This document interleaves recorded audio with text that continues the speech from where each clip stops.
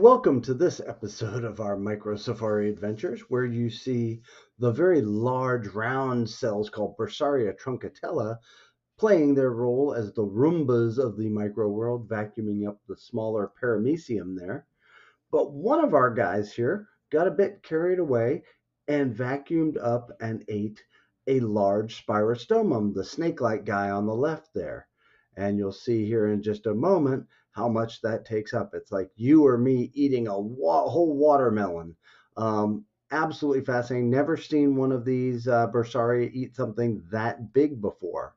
So the micro world, always full of cool adventures.